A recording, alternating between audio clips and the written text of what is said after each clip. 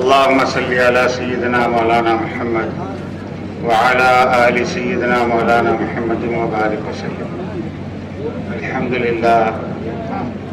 لله نحمده ونستعينه ونستغفره ونؤمن به ونتوكل عليه ونعوذ بالله من شرور أنفسنا ومن سيئات أعمالنا. من يهده الله فلا مضل له ومن يضلله فلا هادي له. ونشهد أن لا إله إلا الله وحده لا شريك له. ونشهد أن سيدنا ونبينا ومولانا محمدا عبده ورسوله صلوات الله وسلامه عليه وعلى آله وصحبه وبارك وسلم تسليما كثيرا كثيرا.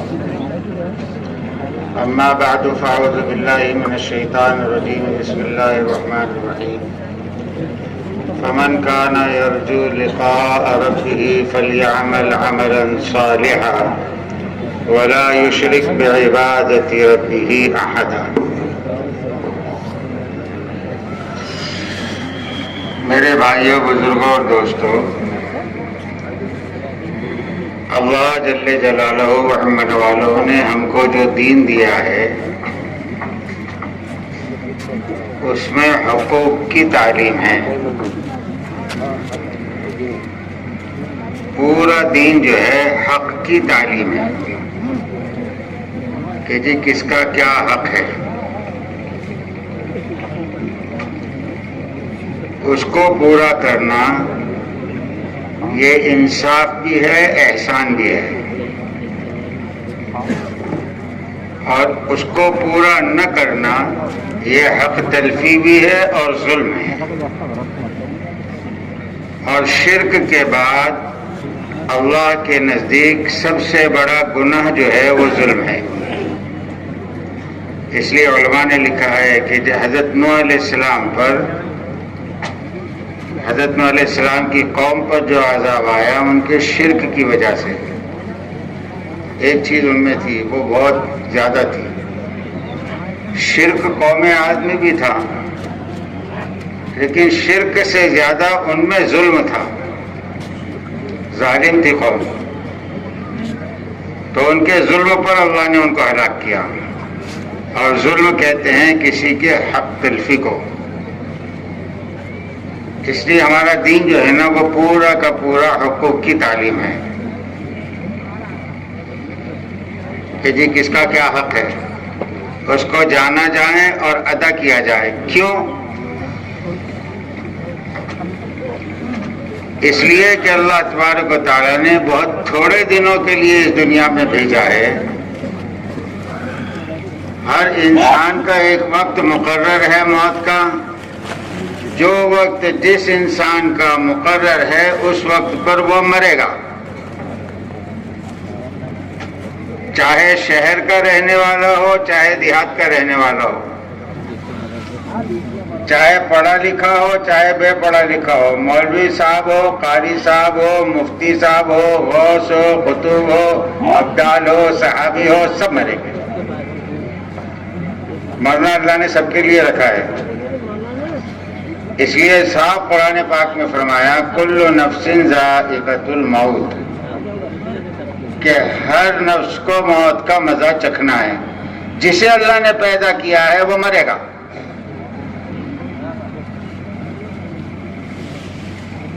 اب کون کب مرے گا یہ اللہ کے علم میں ہے، اللہ کے علاوہ کوئی نہیں جانتا. یہاں تک کہ زمین کے ساتھ ساتھ آسمانوں کی مخلوق بھی مر جائے گی. حدیث پاک میں آتا ہے کہ جب قیامت کے دن حضرت اسرائیل علیہ السلام پورے زمین والوں کی روح قبض کر دیں گے، پھر پورے آسمان والوں کی روح قبض کر دیں گے، تو اللہ کے سامنے حاضر ہوں گے. اللہ پوچھے گا اسرائیل کون بچا؟ تو کہیں گے اللہ آپ ہے، میں ہوں، یہ جبرائیل ہے، میکائیل ہے، اور یہ آپ کے عرش کے اٹھانے والے 8 فرشتے ہیں. اللہ فرمائیں گے ان 8 فرشتوں کی روح قبض کر لے. تو 8 فرشتوں کی روح قبض کر دیں گے، مر گئے. کون بچا؟ کہ اللہ آپ ہیں، میں ہوں، جبرائیل ہے. اللہ فرمائیں گے جبرائیل کی روح قبض کر. تو وہ تعجب سے پوچھیں گے اللہ جبرائیل مرے گا؟ تو اللہ کہیں گے ہاں جبرائیل بھی مرے گا، اسے بھی ہم نے پیدا کیا ہے. پھر وہ جبرائیل کی روح قبض کریں گے. اللہ پوچھیں گے کون بچا؟ کہ اللہ آپ میں ہوں. کہ تجھے بھی تو ہم نے پیدا کیا ہے، تو بھی تو ایک نفس ہے، مرنا تجھے بھی ہے. حدیث پاک میں آتا ہے اللہ اپنی قدرت سے حضرت اسرائیل کی روح قبض کریں گے. تو آج تک سب کی روح قبض کرتے رہے نا، تو کیا ہوتا ہے پتہ نہیں. روح قبض ہوتے وقت جب حضرت اسرائیل کی روح نکلے گی تو ان کو جو چیز محسوس ہوگی، حضور پاک صلی اللہ علیہ وسلم کا ارشاد ہے اس پر یہ چیخ ماریں گے، اتنی زور سے چیخیں گے اگر اللہ زمین کے انسانوں کو باقی رکھے تو ان کی چیخ سے سب مر جائیں گے. سب مر گئے. اس پر پھر اللہ پوچھیں گے لمن الملک، بتلاؤ کون باقی ہے، ملک کس کا ہے، کون ہے؟ پھر خود ہی فرمائیں گے للہ الواحد القہار، کہ جی اکیلا اللہ ہے، اس کے علاوہ کوئی نہیں. کل من علیہا فان ویبقى وجہ ربک ذو الجلال والاکرام. ساری مخلوق کو فنا ہونا ہے، اس لیے طے ہے کہ ہر کوئی مرے گا. اب مرنے کے بعد انسانوں کے درمیان دو ہی چیزیں ہیں، یا تو جنت ہے یا جہنم ہے، تیسری کوئی جگہ نہیں ہے. اور اصل زندگی مرنے کے بعد کی ہی ہے. جیسے اصل زندگی مرنے کے بعد کی ہے، ایسے اصل حالات بھی مرنے کے بعد کی ہیں. دنیا کی زندگی اصل نہیں ہے، ہمیشہ کے نہیں ہے. یہاں کے حالات بھی اصل نہیں ہیں، ہمیشہ کے نہیں ہیں. وہاں کی زندگی اصل ہے. کیسی؟ کہ جی اب کھڑا کر دیا گیا، کبھی موت نہیں آئے گی. موت کو ختم کر. حدیث پاک میں آتا ہے جنتیوں کو آواز دیں گے آ جاؤ جنت کے دروازوں پر، جہنمیوں کو آواز دیں گے آ جاؤ جہنم کے دروازوں پر. تو یہ خوش ہوں گے کہ ہو سکتا ہے ان کو جہنم سے نکال رہے ہیں. وہ مایوس ہوں گے، ڈریں گے کہ اللہ جنت کے دروازے پر بلا رہے کہ جنت سے نکال تو نہیں دیں گے. جب یہ دونوں دروازوں پر آ جائیں گے تو حضور پاک صلی اللہ علیہ وسلم کا ارشاد ہے مینڈھے کی شکل میں ان دونوں کے سامنے موت کو ذبح کیا جائے گا، اور پھر اعلان کیا جائے گا کہ دیکھو موت آ گئی، موت ختم ہو گئی. اب کسی کو کبھی موت نہیں آئے گی. جو جہاں ہے ہمیشہ وہیں رہے گا. اب کبھی موت نہیں. کروڑوں اربوں کھربوں برس کی زندگی گزر جائے گی، کسی کو موت نہیں آئے گی. تو اصل زندگی تو آخرت کی ہے. دنیا کی زندگی اس کے مقابلے میں کتنی؟ عام طریقے سے تو 60-70 برس کی. حضرت پاک صلی اللہ علیہ وسلم خود فرما رہے ہمار امتی کہ جی میری امت کی عمر کتنی ہے؟ بین 70 و 60، 60 اور 70 کے درمیان. کوئی جیا 80، کوئی جیا 90، کوئی جیا 100. اگر 100 برس بھی جیا تو آخرت کے مقابلے میں کتنی ہے یہ؟ علماء فرماتے ہیں آخرت کی زندگی ساری زمین کا پانی جمع کر لو گے تو جتنا پانی جمع ہوگا یہ آخرت کی زندگی ہے. اس میں ایک انگلی ڈبو کر نکالو گے تو تمہارے پورے میں جتنا انگلی کے پورے پر جتنا پانی لگا ہے یہ دنیا کی زندگی ہے آخرت کے مقابلے میں. اصل زندگی وہاں کی ہے، وہاں کے حالات اصل ہے. اگر جنت ہے تو ہمیشہ ہمیشہ کی نعمتیں، اور اگر جہنم ہے تو ہمیشہ ہمیشہ کی مصیبتیں. نعمتیں ایسی جس کا کوئی بدل نہیں، مصیبتیں ایسی جس کا کوئی اندازہ نہیں لگا سکتا. ایسی کہ جہنم کا سانپ تو قبر کے سانپ سے کروڑوں گنا زیادہ زہریلا ہوگا.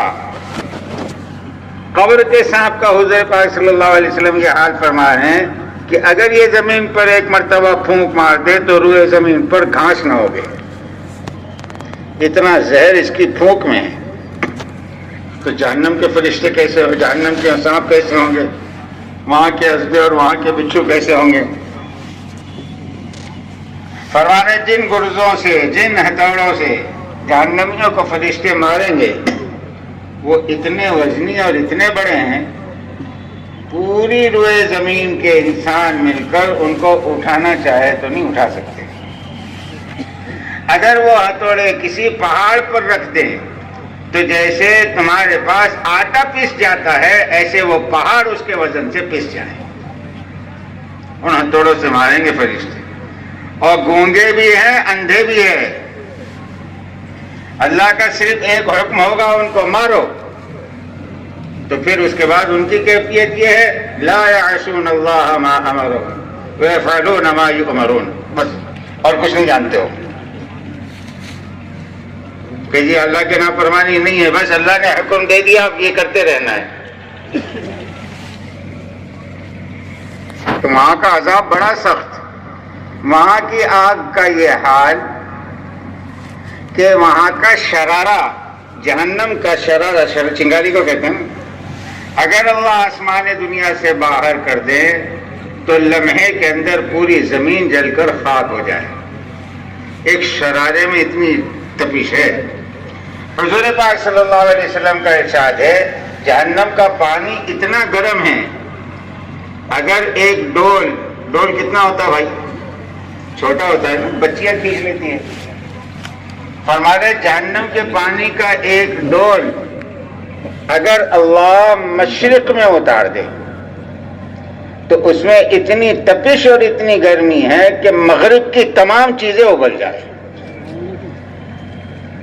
کتنا فاصلہ ہے مشرق اور مغرب کا، لیکن اس ایک ڈول پانی میں اتنی آگ اور اتنی تپش ہے کہ مغرب کی ساری چیزوں کو جلا کر خاک کر دے۔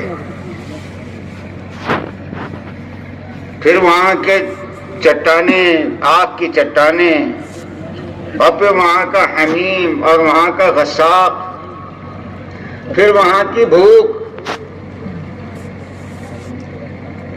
کیسی، ایسی بھوک سارے پہاڑ کھا جائے تب بھی اس کی بھوک نہ مٹے۔ پیاس، کیسی پیاس، سمندر کے سمندر پی جائیں تب بھی اس کی پیاس نہ بجھے۔ بھوک تو اتنی شدید ہوگی کہ پہاڑوں کے کھانے سے اس کی بھوک نہ مٹے، لیکن کھانے کے لیے کچھ بھی نہیں ہوگا تو بھوک کے مارے چیخے گا، اور ایک دو برس نہیں، 500 برس تک چیختا رہے گا کھانا کھانا۔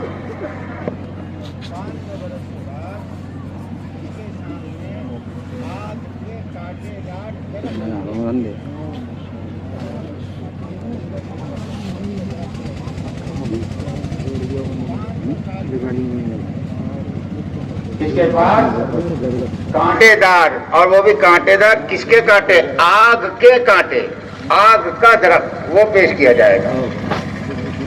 تو جب آدمی کو بھوک لگی ہوئی رہتی ہے، ابھی تو ایک بالش کا بھی نہیں ہے پیٹ، جہنمی کا پیٹ کتنا ہوگا، پھر اس کی بھوک کا اندازہ لگاؤ۔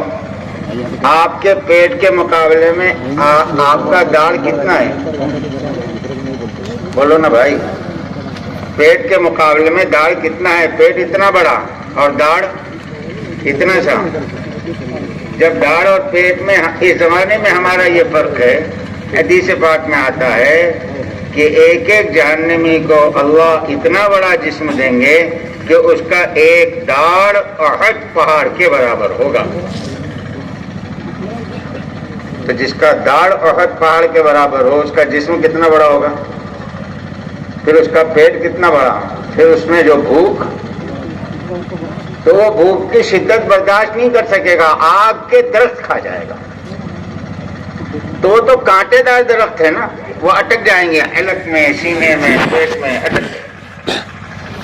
تو دنیا میں نظام تھا کہ جی کوئی چیز اٹک جائے تو بھائی پانی لاؤ، حلق میں لقمہ اٹک گیا، پانی مانگے گا۔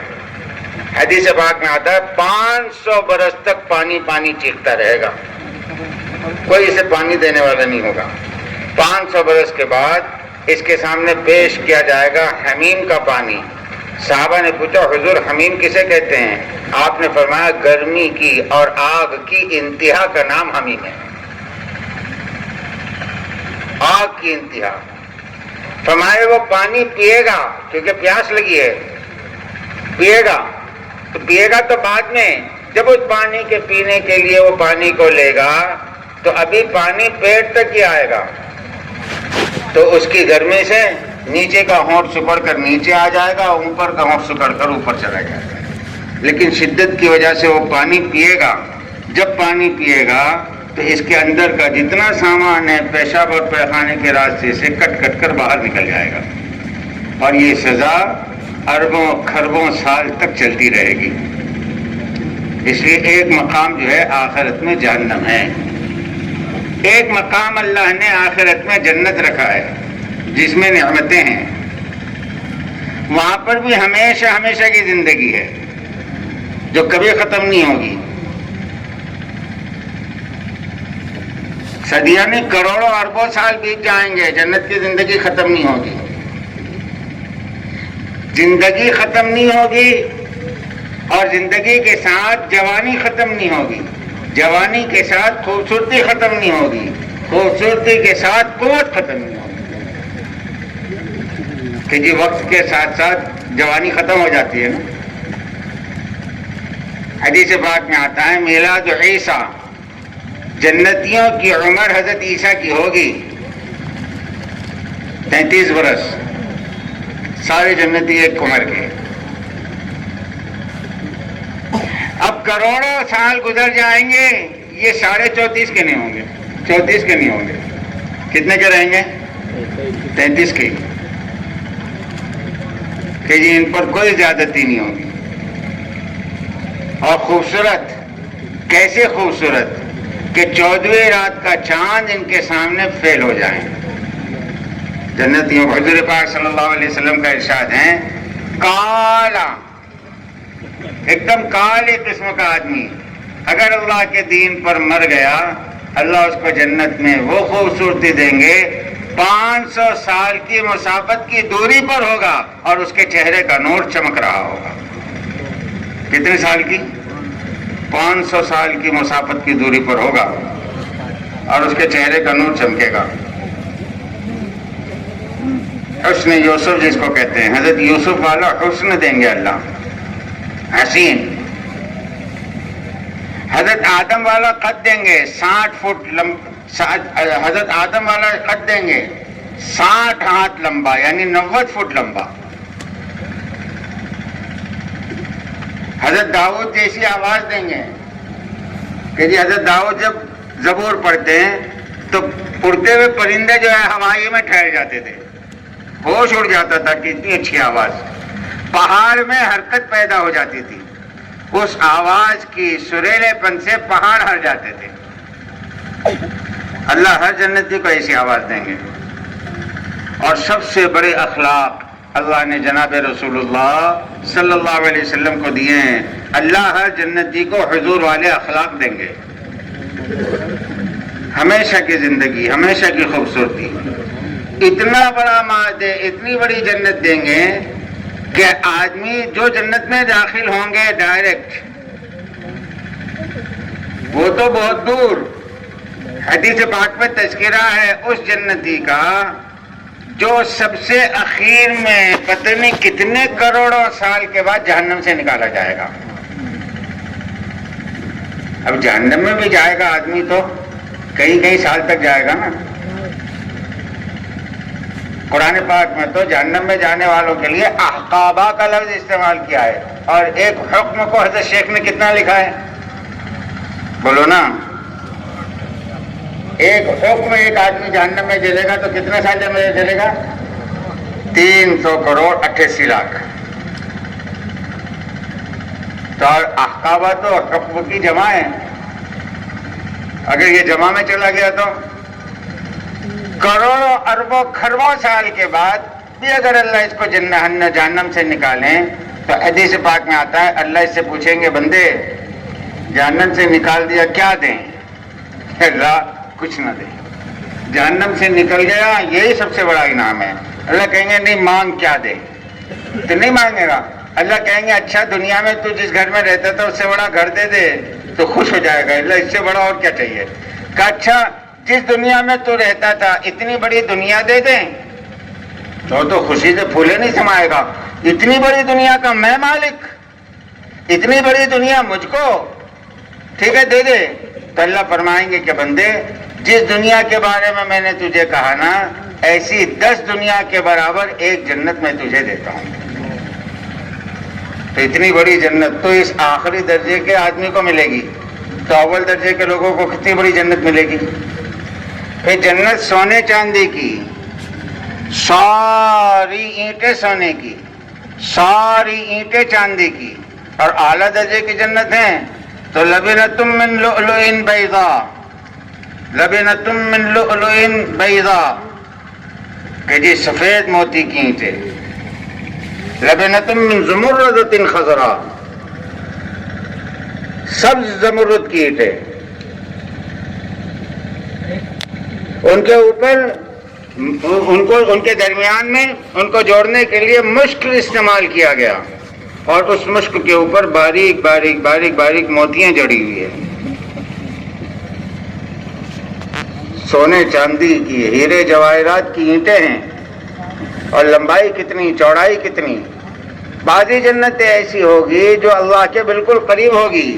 تو حضور پاک صلی اللہ علیہ وسلم فرمانے سقفها عرش الرحمن, ان کی چھت ہی اللہ کا عرش ہوگا کہ یہ اللہ کے اتنے قریب ہوں گے. بھوک نہیں ہوگی, پیاس نہیں ہوگی, بھوک اور پیاس نہیں ہوگی.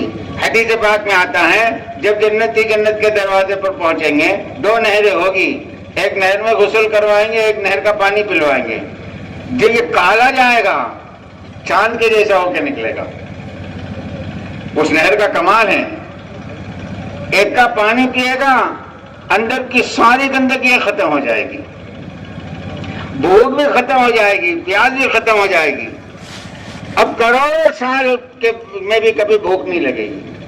بھوک جنت میں حرام ہے, پیاس جنت میں حرام ہے. جیسے جہنم والوں پر کھانا پینا حرام ہے, ایسے جنت والوں پر جو ہے اس کی ضد حرام ہے. کسی کو بھوک نہیں لگے گی. لیکن کھانا کتنا کھائیں گے, کہ بھائی کھانا کتنا کھائیں گے آپ اندازہ لگا سکتے ہیں. ابن کثیر رحمۃ اللہ علیہ نے لکھا ہے کہ ایک جنتی جنت میں داخل ہوگا, اس کو ایک محل دیا جائے گا جس کے 5000 دروازے ہوں گے. کتنے دروازے؟ 5000 دروازے. جب یہ اپنے محل میں جا کر بیٹھے گا تو ہر دروازے سے 5000 فرشتے داخل ہوں گے. 5000 دروازے, ہر دروازے سے 5000 فرشتے داخل ہوں گے. ہر فرشتے کے ہاتھ میں ایک خوان ہوگا, ہر خوان میں 5000 قسم کے کھانے ہوں گے. کتنے ہوئے؟ ارے کیلکولیٹر لایا نہیں لایا کسی نے, کتنے ہوئے سوچ سکتے ہیں. اور حدیث میں آتا ہے کہ کوئی ایک فرشتہ ایسا نہیں ہوگا جس کے تھال کے کسی قسم کے کھانے میں سے جنتی نے نہ کھایا ہو. 100% کے کھانے کھائے گا. بھوک کی وجہ سے نہیں, شوقیہ کھائے گا. ارے شوق سے کھاتے نہیں کھاتے کہ جی دوپہر میں خوب پیٹ بھر کر کھا کر نکلے. کہاں گئے کہ جی تھوڑا باغیچے میں گھومنے گئے, زو پر گھومنے گئے, چوپاٹی پر گھومنے گئے. ارے بھائی وہ پیٹیز دے, بھائی وہ وڑا پاؤ دے, ارے بھائی وہ پانی پوری دے. ارے بھائی تمہارے کو بھوک لگ رہی, کھانا وانا نہیں کھائے. ارے بھائی کھایا کھانا, تو پھر یہ کیا کھا؟ ارے بولے گھومنے آئے نا, شوق سے کھا رہا. بولے بھوک کی وجہ سے تھوڑی کھا رہا. تو آدمی شوق سے کھاتا نہیں کھاتا, حالانکہ گھر میں کھایا ہے, بھوک نہیں ہے, شوقیہ کھا رہا ہے. ایسے جنتی صرف شوقیہ کھائیں گے تو اتنا کھائیں گے, اور اتنا کھانے کے بعد نہ پیشاب نہ پیخانہ, ایک ڈکار لیں گے سب ہضم ہو جائے گا. کیسی زندگی دیں گے اللہ, ہمیشہ کی خوبصورتی بھی دیں گے. پھر نہریں دیں گے, دودھ کی نہر, پانی کی نہر, شرابن طہورہ کی نہر. یہ نہریں دیں گے جو زمین پر چل رہی ہوگی, گڑھا نہیں ہوگا, اور بغیر بیچ کے کسی آڑ کے چل رہی ہوگی. نہ پانی دودھ میں ملے گا, نہ دودھ شراب میں ملے گی.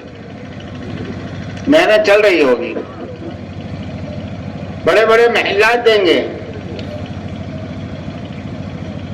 مشک کی تو چٹانیں ہوگی، بڑے بڑے پہاڑ ہوں گے، جنت کی گھاس زعفران کی ہوگی، جنت کی گھاس زعفران کی ہوگی، پھر اللہ اس کو لباس دیں گے۔ وہ لباس کیسا؟ حضور پاک صلی اللہ علیہ وسلم کا ارشاد ہے، اگر کوئی جنتی اپنے لباس میں سے آستین کو نکال دے، سب سے چھوٹا ٹکڑا ہوتا ہے نا جسم کا، وہ بھائی پیرن ہے تو پیرن کا ایک حصہ یہ، ایک حصہ یہ، اور دو ہاتھ ہوتے ہیں تو چھوٹا کون سا ہوتا ہے؟ آستین، سب سے چھوٹا۔ حضور فرما رہے ہیں اپنا آستین اگر آسمان دنیا سے باہر پھینک دے، ساری زمین کے خزانے بیچ کر بھی وہ آستین کی قیمت ادا نہیں ہو سکتی۔ اور جیسے وہ آسمان دنیا سے باہر آئے گا تمہارے سورج کی روشنی پھیکی پڑ جائے گی، اس میں اتنا نور ہے، اور اس کے آسمان دنیا سے اترتے ہی سارا عالم معطر ہو جائے گا، اس ایک کپڑے میں اتنی خوشبو ہے۔ ایسے ڈریس کتنے دیں گے اللہ؟ تو بھائی گنتی ہوگی کہ نہیں، جتنے چاہیں اتنے دیں گے، درختوں سے جوڑے نکلیں گے، اس کے ارادے پر جوڑے آئیں گے، ہاں۔ پھر اللہ زندگی گزارنے کے لیے جیسے کھانے پینے دیں گے، بڑے بڑے محلات دیں گے، ایسے خوبصورت بیویاں دیں گے، وہ بیویاں کہ خود اللہ 20 جگہ قرآن پاک میں جن کی تعریف بیان کر رہا ہے کہ وہ پاکیزہ ہوگی، ازواج مطہرہ، پاک، اور ہمیشہ پاک رہے گی، کبھی ناپاک نہیں ہوگی۔ وہ پاک بیویاں ہیں اور ہمیشہ پاک رہے گی، کبھی ناپاک نہیں، پیشاب سے، پیخانے سے، ناک کے چپڑے سے، آنکھ کے چپڑے سے، کان کے میل سے، سب سے پاک۔ نہ اس کے آنکھ سے کوئی چیز نکلے گی، نہ ناک سے، نہ کان سے، اور پیشاب پیخانے سے پاک، پاک بیویاں۔ اور ابکارا، اور کیسی؟ کنواری بیویاں کہ ان کی بکارت جو ہے، ان کا کنوارپن کروڑوں اربوں سال بیت جائیں گے تب بھی ان کا کنوارپن ختم نہیں ہوگا۔ آپ سوچو گے یار یہ بیویاں ملے گی، کنوارپن ختم نہیں ہوگا، تو ہم کیا خالی ان کو دیکھتے رہیں گے؟ نہیں، لوگ اس سے لذت حاصل کریں گے۔ حدیث پاک میں آتا ہے کہ جب جنتی پہلی مرتبہ اپنی بیوی سے ملے گا، تو بے شمار بیوی ہیں، پہلی مرتبہ جب اپنی بیوی سے ملے گا 40 سال تک اس کے ساتھ مشغول رہے گا۔ کتنے سال؟ 40 سال۔ جب یہ 40 سال کے بعد اپنی بیوی سے دور ہوگا تو وہ پہلے کی طرح باقی رہے گا۔ جب یہ دوسری طرف رخ کرے گا تو وہاں دیکھے گا حور، اس سے پوچھے گا تو کون؟ تو قرآن پاک کی جتنی آیتیں ہیں، ابھی دیکھو بھائی گنوا تو سکتا ہوں سب آیتوں کے ساتھ، لیکن مسئلہ یہ ہے کہ اسی میں بات ختم ہو جائے گی۔ دوسری آیت، وہ اب ایک آیت پیش کرے گی کہ میں ہوں ازواج مطہرہ، جیسے اللہ نے کہا، تو وہ اس کے ساتھ 40 سال تک مشغول رہے گا۔ جب اس سے فارغ ہو کر ہٹے گا تو ایک اور خوبصورت بیوی نظر آئے گی، اس کو پوچھے گا آپ کون؟ تو کہے گی عرباً ابکارا۔ اس سے 40 سال کے بعد ہٹے گا تو پھر کہ ہم کون ہیں؟ تو کہے گی اللہ نے قرآن پاک میں کہا نا کہ موتیوں کے جیسی بیویاں دیں گے، تو میں موتیوں کے جیسی ہوں۔ یہاں تک کہ سینکڑوں ہزاروں سال گزر جائیں گے، یہ بیویوں کے ساتھ جو ہے مشغول ہی رہے گا، اور کوئی بیوی اس کی جو ہے کنوارے پن کو زائل نہیں کرے گی، ہمیشہ کنواری رہے گی۔ کتنی خوبصورت بیویاں، اتنی خوبصورت بیویاں کہ اگر وہ تھوک دے زمین پر، اگر وہ زمین پر تھوک دیں تو سارے سمندر کا پانی شہد سے زیادہ میٹھا ہو جائے۔ اگر وہ اپنی انگلی نکال دے نا باہر، روایت میں آتا ہے اگر جنت کی عورت اپنی انگلی باہر کر دے آسمان دنیا سے تو تمہارا چاند اور سورج اس کے سامنے ایسے پھیکے پڑ جائیں جیسے سورج کے نکلنے پر ستارے پھیکے پڑتے ہیں۔ اس کی انگلی میں اتنا نور ہے اس کی تھوک میں اتنی خوشبو ہے اور اتنا میٹھا پن ہے اور خوبصورت اتنی کہ جب تم اس کے سامنے کھڑے رہو گے تو اس کے سینے میں پیچھے کے باغات آپ کو نظر آئیں گے. ایسی بیویاں اللہ دیں گے کم سے کم آخری درجے میں 72 بیویاں. کتنی؟ 72. اب اعلیٰ درجے والوں کو جس کو ہزاروں لاکھوں ملے گی وہ بات الگ ہے. اور سب سے بڑی بات معلوم، سب سے بڑی بات، جنت میں اللہ تبارک و تعالیٰ اپنا دیدار دیں گے. میدان میں سب جنتیوں کو جمع کریں گے اور حدیث پاک میں آتا ہے اللہ اپنے اور بندوں کے درمیان کے سارے پردے ہٹا دیں گے کہ بندوں میں ہوں تمہارا رب، میں ہوں تمہارا رب. اور اللہ سلام کریں گے. لوگ ابھی دنیا میں لوگوں کے سلام کے لیے مر رہے ہیں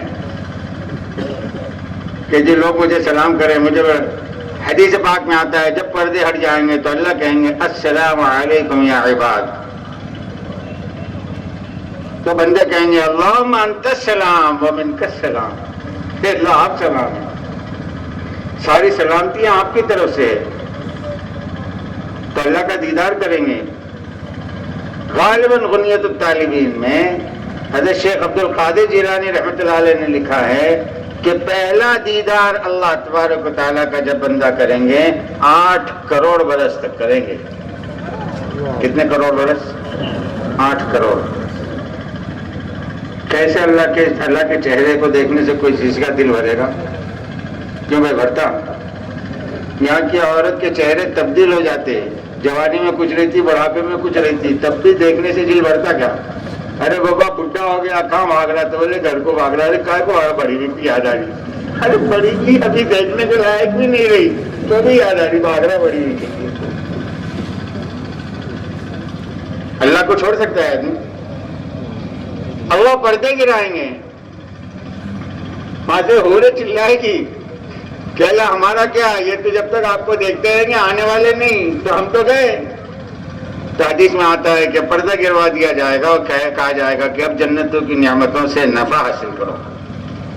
اور پھر اللہ اس وقت اعلان کریں گے کہ بندوں میں تم سے راضی ہو گیا، اب کبھی ناراض نہیں ہوں گا. اس لیے میرے بھائیوں آخرت کی زندگی اصل ہے اور یہ 2 ہی مقام ہیں، یا تو جنت ہے یا جہنم ہے. اور حضور پاک صلی اللہ علیہ وسلم نے اس کی اتنی ترغیب دی ہے، اتنی تعلیم دی ہے، اتنا جہنم سے ڈرایا ہے، اتنا جنت کا شوق دلایا ہے کہ خود بذات خود اپنی ذات سے کہ آپ کا جہنم سے کیا لینا دینا. آپ کے لیے تو جنت بنائی گئی ہے. اس کے باوجود امت کی تعلیم کے لیے صبح شام 3 مرتبہ کہہ رہے ہیں اللہم، 7 مرتبہ کہہ رہے ہیں اللہم اجرنی من النار، اللہم اجرنی من النار. کہ اللہ بچا لے جہنم سے، اللہ بچا لے جہنم سے. صبح شام 3 مرتبہ کہہ رہے ہیں اللہم انی اسألک الجنہ واعوذ بک من النار. کہ اللہ جنت کا سوال کرتا ہوں، داخل کر دے جنت میں، اور تیری پناہ لیتا ہوں جہنم کے، بچا لے مجھ کو جہنم سے. کیونکہ اصل ہے نا وہاں کا ناکام سب سے بڑا ناکام اور وہاں کا کامیاب سب سے بڑا کامیاب. جسے اللہ قیامت کے دن جہنم سے بچا لیں فمن زحزح عن النار وادخل الجنۃ فقد فاز. جسے جہنم سے بچا کر جنت میں داخل کر دیا وہ کامیاب. اب جنت اور جہنم کے فیصلے ہے کس پر؟ حقوق کی تعلیم پر. اچھی طرح ذہن میں رکھ لیں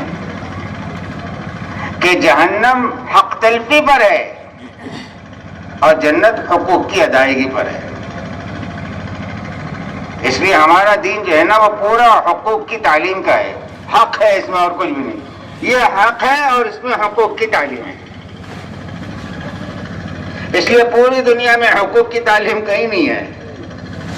حق ہو تو حقوق کی تعلیم ہوگی نا. کہیں نہیں ہے حقوق کی تعلیم.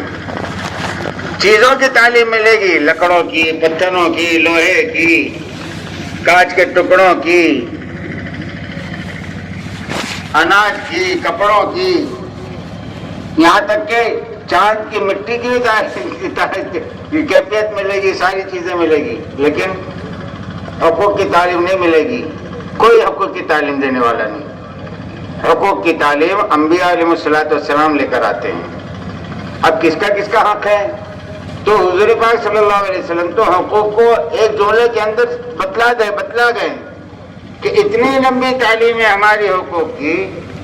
الایمان 70، ایمان جو ہے وہ 70 سے اوپر شعبے ہے ایمان کے. الایمان بضع و70 شعبہ. اعلیٰ قالوا لا الہ الا اللہ وادناها اماطۃ الاذى عن الطریق. اس کے بیچ میں جتنے ہیں سب کے حق ہے. 70 سے اوپر شاخیں ہیں ایمان کی. پہلی شاخ لا الہ الا اللہ. اس لیے حقوق سب کے ہیں. سب سے پہلا حق ہر انسان پر کس کا ہے؟ تو سب سے پہلا حق ہر انسان پر اللہ کا ہے. پہلا حق. جس نے اللہ کا حق ادا کر دیا وہ کامیاب ہو گیا، اور جس نے اللہ کا حق ادا نہیں کیا وہ اللہ کا دشمن ہے. اور اللہ سے دشمنی لے کر کوئی جیت نہیں سکتا. اب اللہ کا حق کیا ہے؟ تو دیکھو اللہ اپنا حق خود قرآن پاک میں بتلا رہے ہیں. سب سے پہلا حق اللہ کا یہ ہے قل هو اللہ احد، کہ اللہ کو ایک مانے. کتنا مانے؟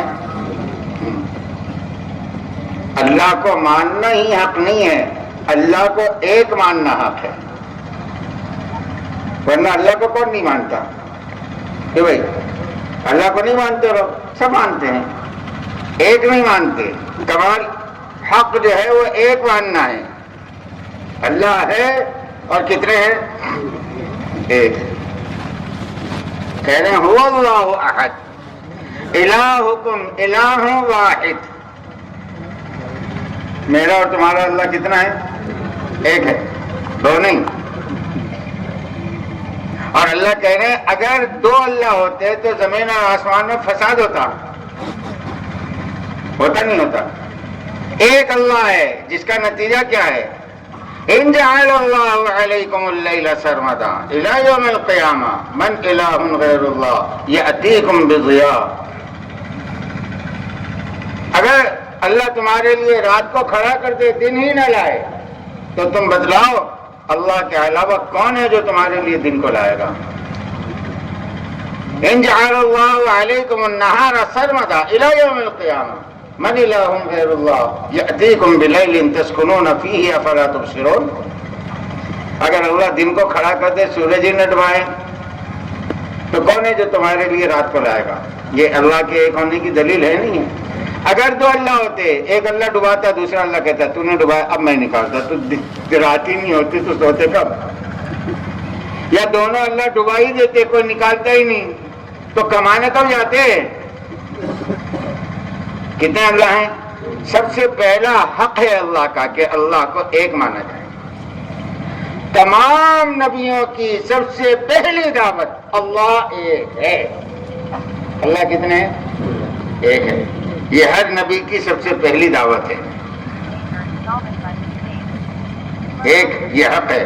دیکھو مختصر عرض کر رہا ہوں. دوسرا حق یہ ہے کہ اس کے ایک ہونے کے ساتھ ساتھ اس کو مختار کل اور تمام مخلوق سے بے نیاز مانا جائے. اس لیے فرمایا اللہ الصمد. اللہ کیسے ہیں؟ بے نیاز. جو کسی کا محتاج ہو وہ خدا ہو نہیں سکتا. خدا وہ جس کے سب محتاج ہو وہ کسی کا محتاج نہیں. ساری مخلوق اس کی محتاج، اور ساری مخلوق کی محتاجگی سے آزاد ہے. وہ کسی کا محتاج نہیں. کسی لائن میں اگر محتاج ہیں تو پھر وہ خدا نہیں ہے. اسی لیے آگے فرمایا اگر اس کو کسی نے جنا ہے تو یہ محتاج ہے، اور اگر کس نے کسی کو جنا ہے تب بھی یہ محتاج ہے. تو جننے والا اور جنا ہوا دونوں محتاج ہے، اس لیے دونوں خدا نہیں ہو سکتے. خدا ایک ہے اور وہ کسی کا محتاج نہیں ہے، سب سے بے نیاز ہے. اور ساتوں زمین اور آسمان کی پوری مخلوق اس کی یکساں محتاج ہے. ایسا نہیں ہے کہ کوئی کم محتاج ہے کوئی زیادہ محتاج ہے، نہیں، سب یکساں محتاج ہے اللہ کے. چیونٹی اپنی حیات میں، پیدا ہونے میں، اپنی بقا میں، اپنے پلنے میں جتنی اللہ کی محتاج ہیں، جبرائیل پیدا ہونے میں، اپنی بقا میں، اپنے پلنے میں اتنا ہی اللہ کا محتاج ہے. ایسا نہیں ہے کہ وہ بہت بڑا جسم ہے اس لیے وہ اللہ کے محتاج کم ہے، نہیں، یہ چیونٹی جتنی محتاج ہے نا، جبرائیل بھی اتنا ہی محتاج ہے. اللہ کے سب یکساں محتاج ہے، اور اللہ نہ چیونٹی کا محتاج ہے نہ جبرائیل کا محتاج ہے، وہ سب سے آزاد. اور محتاج نہیں ہے اس لیے پاک ہیں، کیونکہ محتاج عیب جو ہے وہ محتاج بناتا ہے نا، تو اللہ عیبوں سے پاک ہے. کیسے ہیں بھائی؟ سبحان اللہ. ہمارا اللہ کیسا ہے؟ عیبوں سے پاک ہے، نہ کھاتا ہے نہ پیتا ہے نہ موت ہے کہ بھائی اللہ مریں گے، نہیں، وہ موت سے آزاد ہے. اکیلے باقی رہیں گے، سب مٹ جائیں گے، اللہ مٹیں گے نہیں. ان کو بھوک نہیں لگتی، ان کو پیاس نہیں لگتی، وہ بھولتے نہیں ہیں. اللہ بھولتے ہیں؟ نہیں، اللہ بھولتے نہیں ہیں. ساتوں زمین اور آسمان کو بنایا، تھکتے بھی نہیں ہیں، کبھی سوتے بھی نہیں ہیں. لا تأخذوہ سینۃ ولا نوم، سونا تو بہت دور کی بات، ان کو کبھی اونگ بھی نہیں آتی. ہر عیب سے پاک، کمزوری سے پاک، جسم سے پاک. ہم جسے اللہ مانتے ہیں اس کی کوئی شکل نہیں ہے. جو شکل آ جائے وہ خدا ہو نہیں سکتا، کیونکہ یہ شکل کا محتاج ہے. اللہ وہ جو کسی شکل کا محتاج نہیں. ہم نے اللہ کو کسی شکل کے ساتھ نہیں مانا ہے. وہ ہمیشہ سے ہے، ہمیشہ رہے گا، بے عیب ہے، کوئی عیب اس میں نہیں ہے. وہ کمزوری سے پاک، بیماری سے پاک، کیوں اللہ بیمار پڑتے ہیں، بھوک اور پیاس سے پاک. کسی اور کیسا ہے؟ اکیلا ہے اور بے عیب ہے، بے نیاز ہے. اس لیے خود فرما رہے وحدہ لا شریک لہ، کیونکہ وہ محتاج نہیں ہے نا، اس لیے کسی کی شرکت کی اس کو ضرورت نہیں ہے. شرکت کی ضرورت کس کو پڑے گی؟ ہاں، جو محتاج ہوگا. کہ جی اللہ کسی کا محتاج نہیں ہے، اس کو اس لیے اس کو کسی کی شرکت کی ضرورت نہیں. کوئی اس کا وزیر نہیں، کوئی اس کا مشیر نہیں، وہ کسی کے مشورے کا پابند نہیں، وہ کسی کی کسی چیز کا محتاج نہیں. پوری مخلوق اس کی محتاج ہے اور تنہا ہے، اکیلا ہے. اب دو چیزیں رہتی ہے اللہ کی اس کے بعد. دیکھو اور بہت ساری چیزیں ہیں وہ عرض نہیں کرتا. یہ بات سمجھ میں، اللہ ایک ہے، بے نیاز ہے، پاک ہے، ان کا کوئی شریک نہیں ہے. اب دو چیزیں ہیں جو سب سے پہلے ماننی ہے، ایک ہے الوہیت اور ایک ہے ربوبیت. یہاں اللہ کو تو مانتے ہیں، پاک بھی مانتے ہیں، بے نیاز بھی مانتے ہیں، ایک بھی مانتے ہیں، وحدہ لا شریک لہ بھی مانتے ہیں. ربوبیت میں آ کر اٹک جاتے ہیں کہ جی ضرورتوں کا پورا کرنے والا کون ہے. یہاں آ کر لوگ مار کھاتے ہیں. ہلو اس لیے تکرار جو دین میں ہے نا سب سے بڑی، ہلو ہاں وہ تکرار رب کی ہے، کیونکہ رب کے لیے پیدا کیا. الست بربکم. کیا بول رہا تھا؟ یہیں سے اس کی ابتدا ہے. عبادت بعد میں ہے, بعد میں زمین پر آنے کے بعد آئی. ابھی تو پیدا کر رہے ہیں, اور پیدا کرتے ہی پوچھنا ہے الست بربکم الست بالہکم پوچھا, ہاں دعا ہے. الست برازقکم پوچھا, الست بربکم. رب کہتے ہیں ضرورتوں کو پورا کرنے والے کو. تو کون ہے ضرورتوں کا پورا کرنے والا؟ وہیں سے شروع کروایا. اور جب موت آئے گی نا قبر میں, یہ نہیں پوچھے گا آپ کو فرشتہ آ کر من الہکم, کس کو الہ مان کر آیا, کس کو سجدہ کر کر آیا, یہ بعد میں ہے. اس کا حساب قیامت کے دن کتنے سجدے سچے کیے کتنے جھوٹے کیے وہ سب بعد میں معلوم پڑیں گے. قبر میں پوچھے گا من ربکم, بتا تیرا رب کون ہے, تو یہاں پر آیا ہے کون؟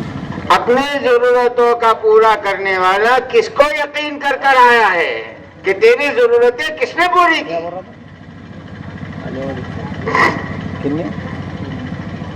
اس لیے اس کی تکرار رکھی ہے. ہاتھ باندھتے ہی کہہ رہے ہیں الحمدللہ رب العالمین, کہ جی تعریف کرو کس کی؟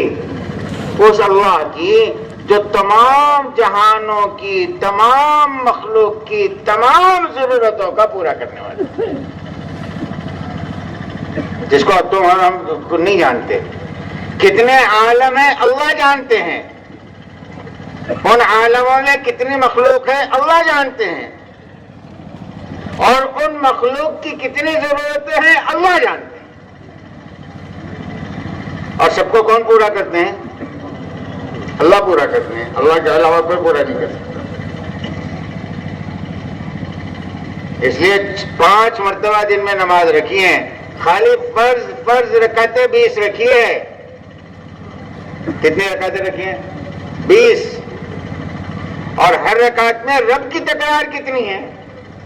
ہاتھ باندھ الحمدللہ رب العالمین, رکوع میں جا سبحان ربی العظیم, سجدے میں جا سبحان ربی الاعلیٰ.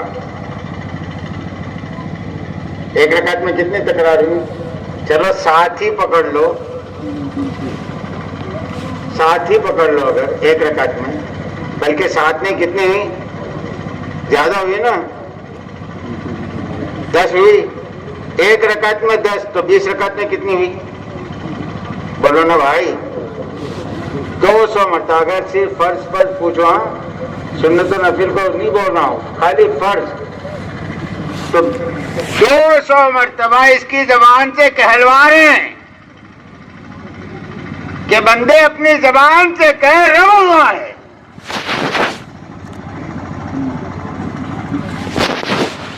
اب ہمارے دلوں نے اللہ کے علاوہ رب بنا رکھا ہے, بلکہ اب ہمارے دل جو ہے نا, ہمارے دل میں رب نہیں ہے, ارباب ہے.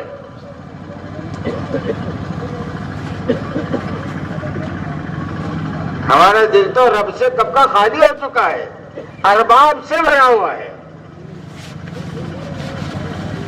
کہ جی مال سے پلنے کا یقین, مال والوں سے پلنے کا یقین, عہدوں سے پلنے کا یقین, عہدے والے سے پلنے کا یقین, ڈگری سے پلنے کا یقین, ڈگری والے سے پلنے کا یقین, ہتھیاروں سے حفاظت پلنے کا یقین, ہتھیار والوں سے حفاظت کی اور پلنے کا یقین.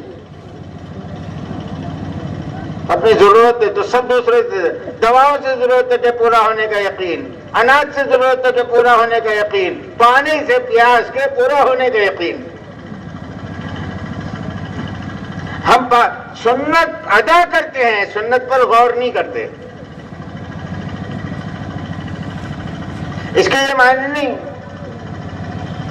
کہ یہ رب اللہ ہے تو آپ سب چھوڑ دو. رب سب چھوڑنے کے لیے نہیں ہے.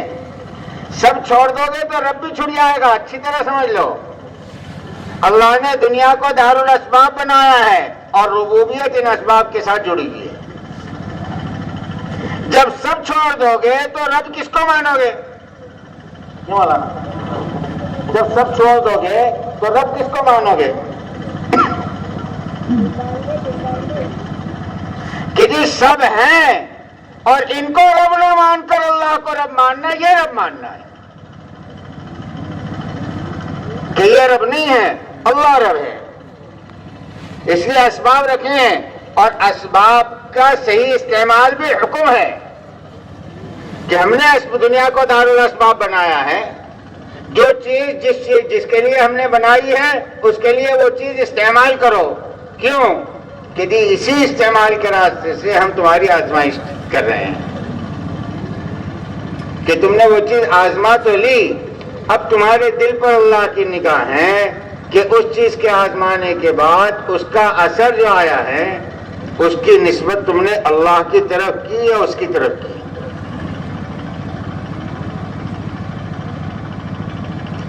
اس لیے کھانا کھاتے برابر کیا کہہ رہے ہیں؟ کھانا کھاتے برابر کہہ رہے ہیں الحمدللہ سے شروع کرو دعا۔ کیوں؟ کہ جی فوراً دل کو اس طرف متوجہ کرو کہ اس کھانے سے ہماری ضرورت پوری نہیں ہوئی، اللہ نے ہماری بھوک کی ضرورت پوری کی۔ پانی سے ہماری ضرورت پوری نہیں ہوئی، اللہ نے ہماری پیاس کی ضرورت پوری کی۔ دوا سے ہماری ضرورت پوری نہیں ہوئی، اللہ کے پورا کرنے سے پوری ہوئی۔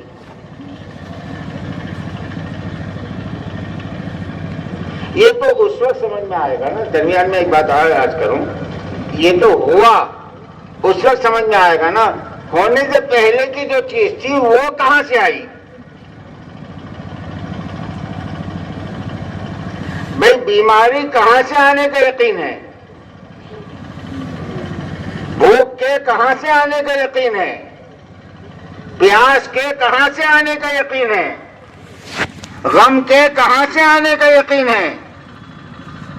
گھبراہٹ کے کہاں سے آنے کا یقین ہے؟ پریشانی کے کہاں سے آنے کا یقین ہے؟ ہر آدمی کو اپنے دل کو ٹٹولنا چاہیے کہ ان سب چیزوں کے آنے کا یقین میرا مخلوق سے ہے یا اللہ سے ہے؟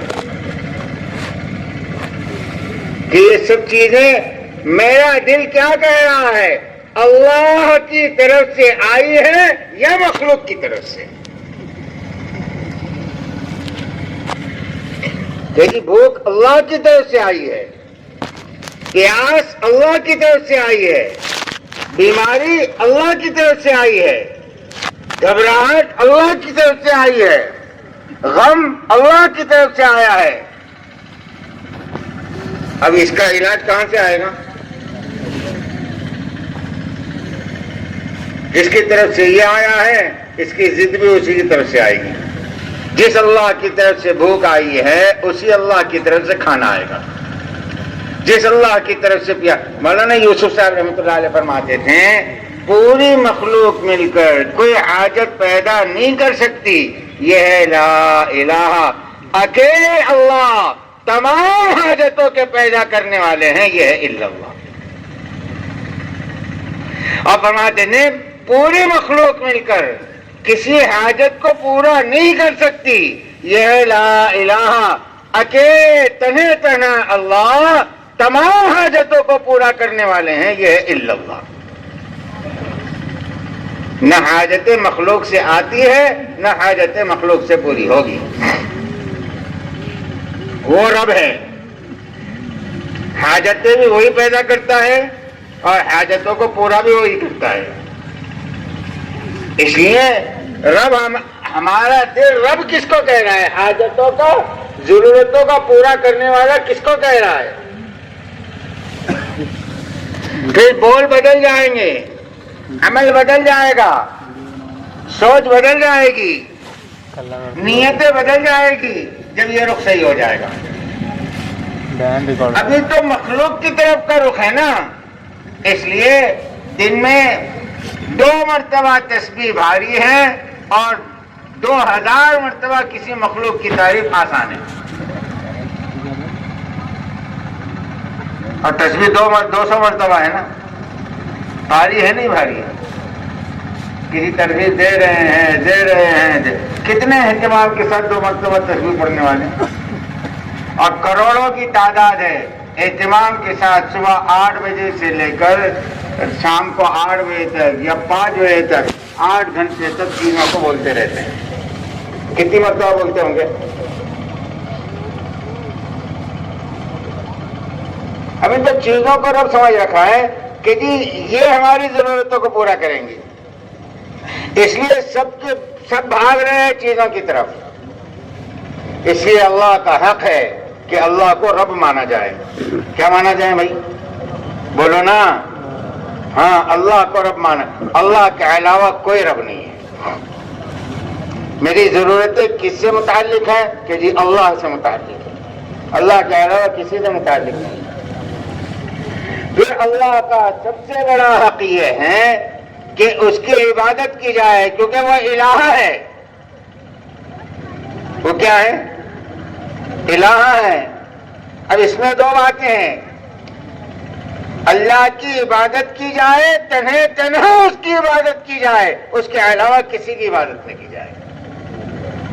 وہ اپنی عبادت پہ یکتا. اللہ اپنی اچھی طرح ذہن میں رکھ لیں، اللہ اپنی تمام صفات میں یکتا ہے اور لامحدود ہے. اللہ کی کسی صفت میں حد نہیں ہے. اس کے خزانے لامحدود، اس کا سننا لامحدود، اس کا علم لامحدود، اس کی تمام چیزیں لامحدود ہیں. لامحدود مانو گے تب تو پاک مانو گے. اگر آپ نے حد بندی کر دی تو پھر اللہ پاک نہیں رہے، کیونکہ حد بندی کے بعد اب کمی آ گئی، عیب آ گیا نا. کمی آ جانا عیب ہے، اور جس میں عیب آ جائے وہ خدا نہیں ہو سکتا. اور وہ تو عیب سے پاک ہیں، اس لیے کوئی چیز اس کی محدود ہے ہی نہیں. اس لیے وہ کمی سے بھی پاک، زیادتی سے بھی پاک. اللہ جو ہے کمی سے بھی پاک، اور بولو نا ڈرو مت، کمی سے بھی پاک، زیادتی سے. اب آپ بولو گے کمی سے پاک تو ہمیں زیادتی سے پاک کیا مانے؟ زیادتی سے پاک اس لیے کہ جب آپ زیادتی مان لو گے تو کیسے مانو گے؟ کیسے مانو گے؟ بولو نا. زیادتی کیسے مانو گے؟ ایسے مانو گے نا کہ بھئی یہ 25 کلو کی تھی اب 40 کلو کی ہو گئی، یعنی زیادتی ہو گئی. تو پہلے آپ نے اس کی کمی مانی تب تو زیادتی مانی نا. پہلے آپ نے اس کی کمی مانی تب تو زیادتی مانی. اس لیے اللہ جیسے کمی سے پاک ہے، زیادتی سے بھی پاک. لامحدود ہے اس کی ہر چیز. اس لیے خود کہہ رہے ہیں کہ ہم تو ایسے ہیں کہ ہماری ثنا بھی تم نہیں کر سکتے. وہ تو ہم ہیں جو تمہاری ثنا کو ثنا کہہ دے. ورنہ پوری مخلوق کی ثنا بھی ہمارے نزدیک کسی حیثیت کے کوئی حیثیت نہیں رکھتی. ساری مخلوق میں سب سے زیادہ اللہ کی ثنا بیان کرنے والے حضور پاک صلی اللہ علیہ وسلم ہے نا. اسی لیے تو آپ کا نام احمد اور محمد ہے. لیکن حضور پاک صلی اللہ علیہ وسلم سجدے میں پڑھ کر کہہ رہے لا احصی ثناء علیک انت کما اثنیت علی نفسک. اللہ یہ قرار ہے تیری ثنا نہیں ہو سکتی.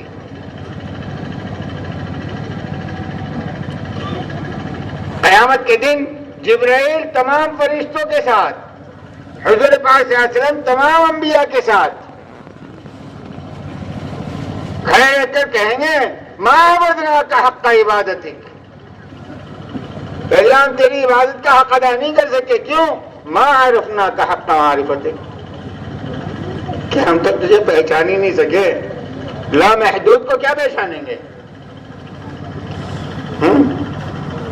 وہ ذات ہے اتنی بڑی، آپ کیا اس لیے اللہ خود کہہ رہے ہیں زمین اور آسمان کے تمام جنات اور انسان زندہ مردہ ایک میدان میں جمع ہو کر میری تعریف بیان کرنا شروع کر دے. اب سارے کے سارے متقی اور متقی اور پرہیزگار بن جائیں. اللہ فرمانے میری شان میں رائی کے دانے کے برابر اضافہ نہیں ہوگا. میں تو تمہاری سب کی تعریفوں سے بھی بہت بڑا ہوں، ورا الورا ہوں، اور اگر تم سب کے سب فاجر ہو جاؤ فرعون کی طرح تو میرے شان میں رائی کے دانے کے برابر نقصان بھی نہیں ہوگا کہ جی کمی زیادتی سے پاک ہیں، اس لیے عبادت کے وہی لائق ہے، اس کے علاوہ کوئی عبادت کے لائق نہیں۔ تمام نبیوں کی ایک دعوت، اللہ کی عبادت کرو، اللہ کے علاوہ کسی کی عبادت نہ کرو، کیونکہ وہ اس کے علاوہ کوئی عبادت کے لائق ہی نہیں ہے۔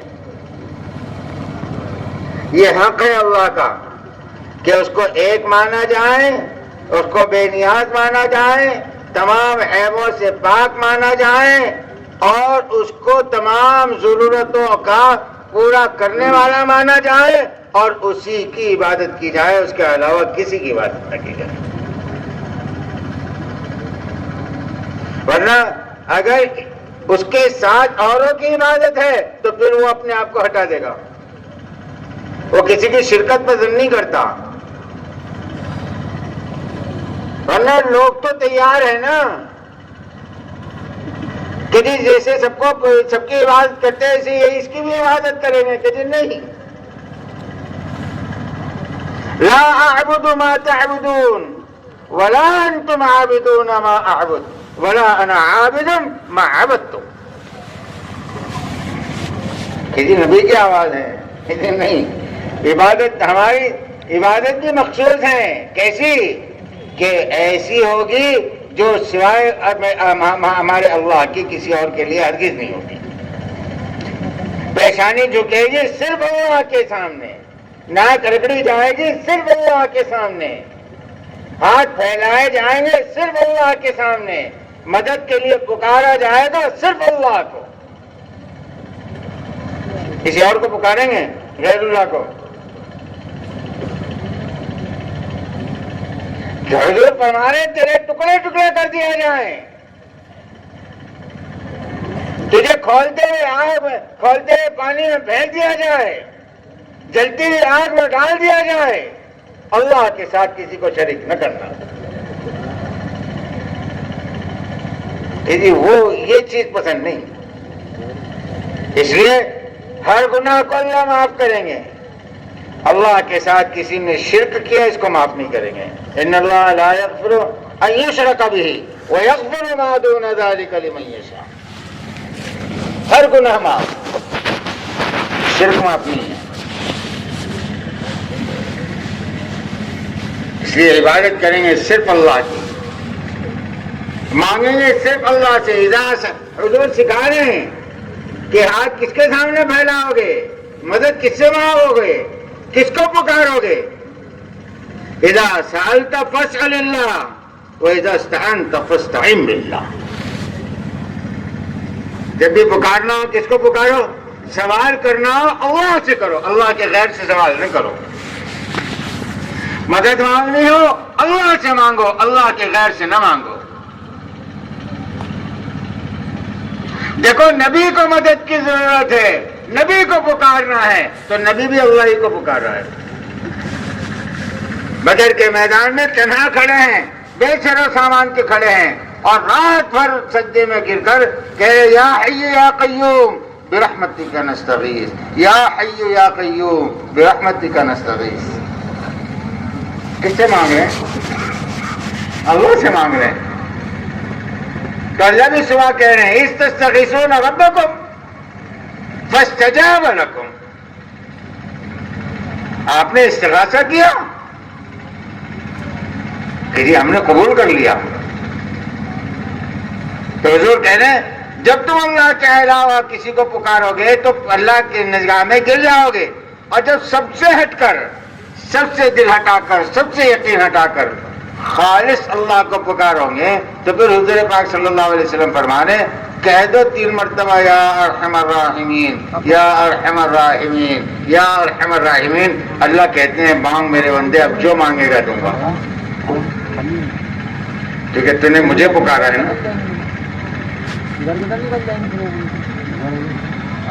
حدیث پاک میں آتا ہے جب بندہ کہتا ہے یا ربی یا ربی یا ربی اے میری ضرورتوں کو پورا کرنے والے. جب اس کے دل میں اللہ کے علاوہ کوئی نہ ہونا، اگر اس حال میں اس نے اللہ کو ایسے پکارا ہے تو حدیث میں آتا ہے اللہ فوراً کہتے ہیں لبیک یا عبدی، حاضر ہوں میرے بندے، مانگ کیا مانگتا ہے، کیونکہ تو میرا بن گیا ہے نا. جب میرے علاوہ تیرے دل میں کوئی نہیں ہے تو پھر میں ہوں نا تیری ضرورت کا پورا کرنے والا. اس لیے عبادت کس کی ہوگی؟ اللہ کی. صرف اللہ کی. اور عبادت میں سب سے بڑی عبادت جو ہے وہ نماز ہے. تمام احکامات عبادت ہے، لیکن شکل و صورت کے اعتبار سے، حقیقت عبادت کے اعتبار سے اگر کوئی چیز عبادت ہے تو وہ نماز ہے.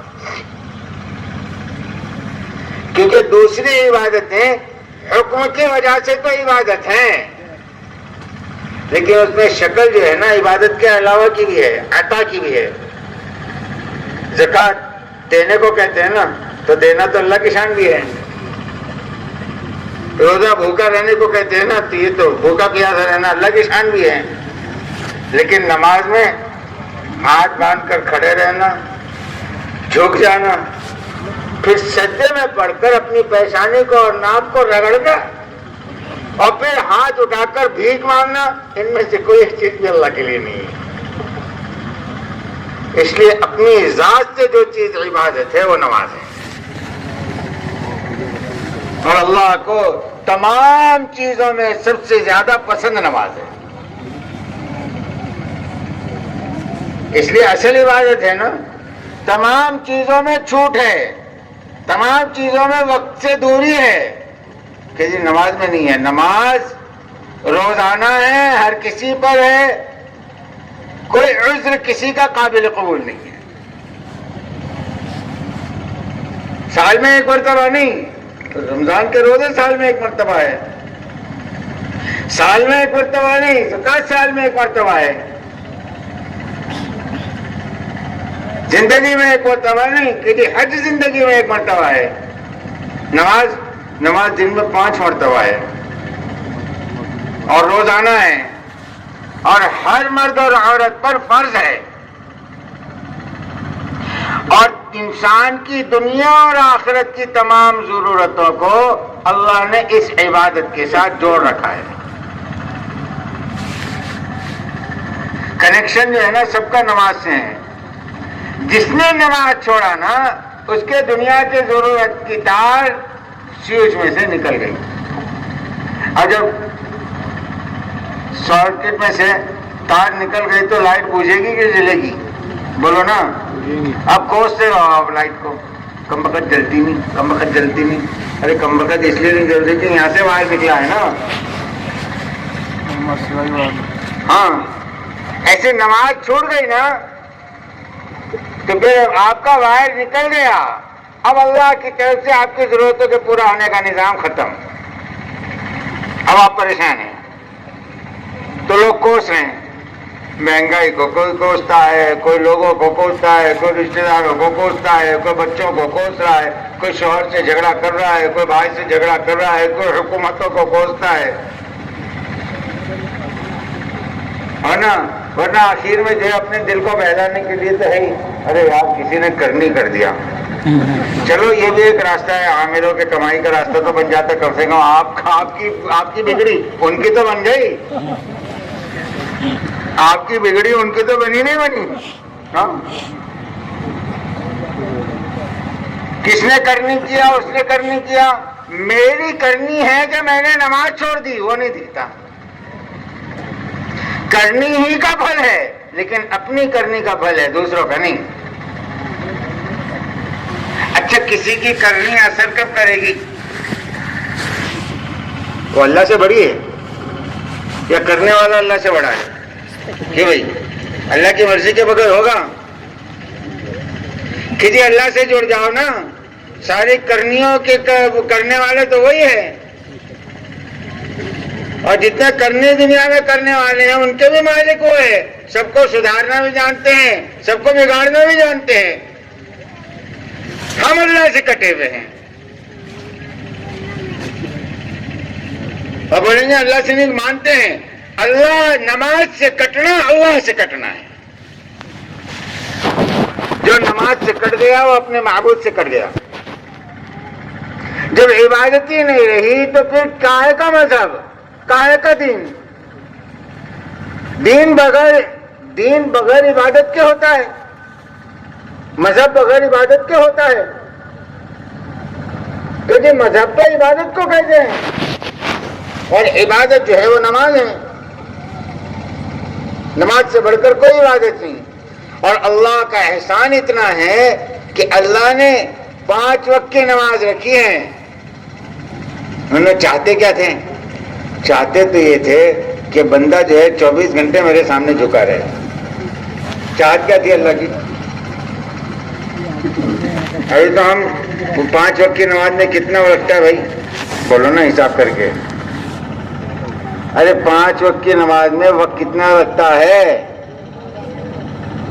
پورے دن بھر کی 5 نمازوں میں 2-2.5 گھنٹے. ارے آپ چلو ٹھیک ہے جی, بہت اہتمام کے ساتھ پڑھنے والے 1 گھنٹہ. ابھی تو 1 گھنٹہ بھاری ہے. حضور پاک صلی اللہ علیہ وسلم معراج پر تشریف لے گئے, اللہ نے 50 نمازیں دی تھی. یہ علامت ہے اس بات کی کہ اللہ چاہتے تھے کہ بندہ میرے سامنے صرف جھکا رہے, کہ جی میری عبادت کرتا رہے, کیونکہ اللہ کو عبادت پسند ہے نا. روزی کا معاملہ نہیں, روزی کا معاملہ نہیں کہ روزی تو ہم دیں گے. وَأْمُرْ أَهْلَكَ بِالصَّلَاةِ وَاصْطَبِرْ عَلَيْهَا لَا نَسْأَلُكَ رِزْقًا نَحْنُ نَرْزُقُكَ. اے میرے نبی, آپ اپنے گھر والوں کو حکم دیجئے نماز کا. روزی کا مسئلہ نہیں, روزی ہم آپ کو دیں گے. عبادت پر آپ کے روزی کے دروازے کھول دیں گے. سب سے پہلا وعدہ نماز پر روزی کے دروازے کا ہے. تو چاہتے یہ تھے کہ جی 50 نمازیں پڑھیں. کتنے پڑھیں؟ 50 نمازیں. اب 5 کے لیے 1 گھنٹہ, تو 50 کے لیے کتنے گھنٹے لگے ہوتے تھے؟ کم سے کم 10 گھنٹے تو 10 گھنٹے گئے ہوتے تھے. عبادت مشکل رہتی نہیں رہتی. اللہ تو چاہ رہے تھے, لیکن حضرت موسیٰ کے کہنے پر حضور بار بار تشریف لے گئے. آخر میں کتنی بچی؟ 5. جب 5 لے کر آئے نا تو اللہ کی بھی تو غیرت ہے کہ میرے نبی تیری امت کو 50 وقت کی نماز کے دینے کا ارادہ تھا ثواب, لیکن اب آپ نے 5 کروا دی. تو ٹھیک ہے, نماز تو ہم نے کر دی, لیکن یہ تیرے رب کا وعدہ ہے کہ اجر ہم نے کم نہیں کیا. جو امتی 5 وقت کی نماز پڑھے گا اس کو ہم 50 وقت کی نماز کا ثواب دیں گے. اجر بڑھا ہے. اس لیے سب سے بڑی عبادت ہے, حق ہے اللہ کا, سب سے بڑا حق ہے کہ اللہ کی عبادت کی جائے. اور پھر عبادت کے ساتھ جیسے اس کی عبادت کی جائے, ایسے حق ہے اللہ کا کہ اس کی مانی جائے. اللہ مانتے ہیں, اللہ کی نہیں مانتے کہ جی کیسے اللہ مانے. جب آپ نے اللہ کو مانا ہے تو کہ جی بس ہاں ہم نے آپ کو اللہ مان لیا, اب ہر بات آپ کی مانیں گے. آپ کسی دکان میں گئے, آپ مجھے نوکر رکھ لو, اس نے نوکر رکھ لیا. اب سیٹ صاحب آپ نے اس کو سیٹ مان لیا, اب اس کے سارے کام مانو گے نہیں مانو گے؟ اور اگر وہ کسی کام کو کہے آپ نہیں کرتا تو شام کو بولے گا بھائی صاحب آپ نے آج ابھی تک جتنا کیا نا وہی اللہ کا بڑا احسان ہے, کل سے بالکل تشریف نہ لائیں.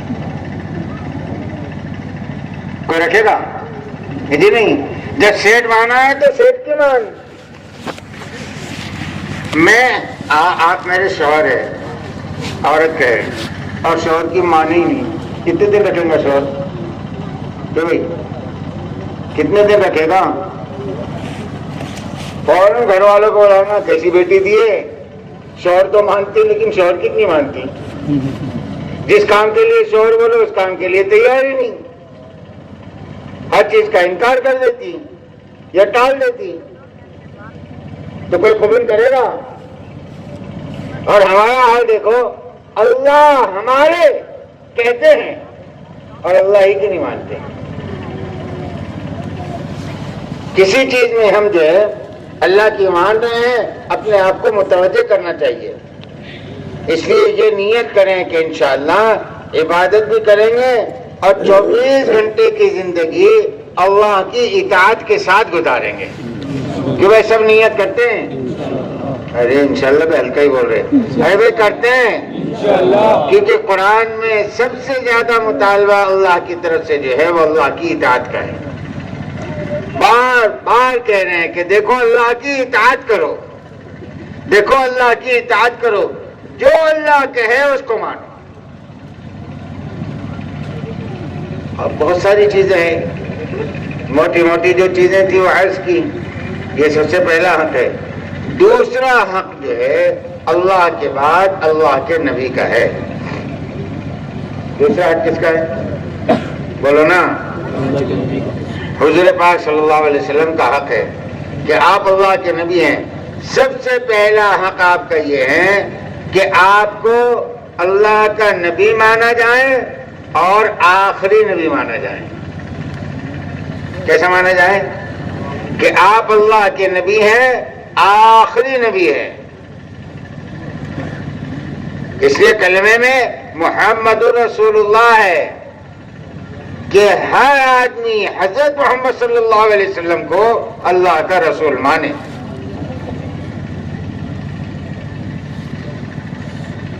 کہ یہ اللہ کے رسول ہیں. اور کیسے ہے؟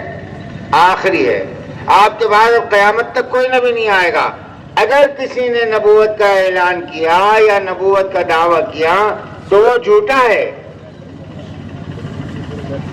حضور پاک صلی اللہ علیہ وسلم آخری نبی ہے. صاحب اعلان ہو چکا اللہ کی طرف سے اب کوئی نبی نہیں آئے گا. حضرت عیسیٰ قیامت سے پہلے آئیں گے تو وہ حضور پاک صلی اللہ علیہ وسلم کے امتی کے طور پر آئیں گے، اپنی نبوت کے اعتبار سے نہیں آئیں گے، اپنی شریعت لے کر نہیں آئیں گے.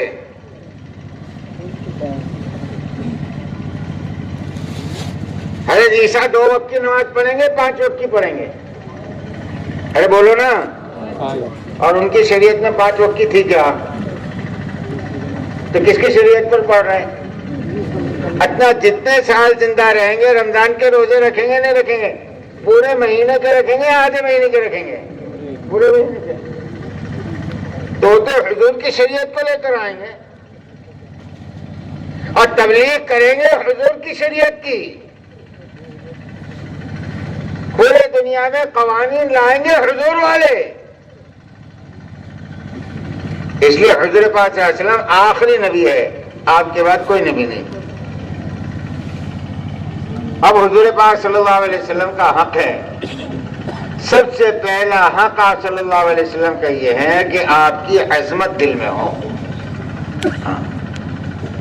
آپ کی عظمت اچھی طرح ذہن میں رکھیں.